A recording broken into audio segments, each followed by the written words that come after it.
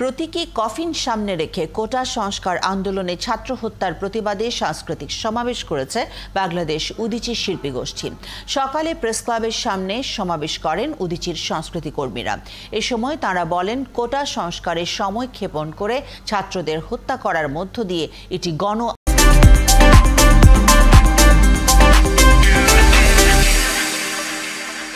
আন্দোলনের রূপ নিয়েছে।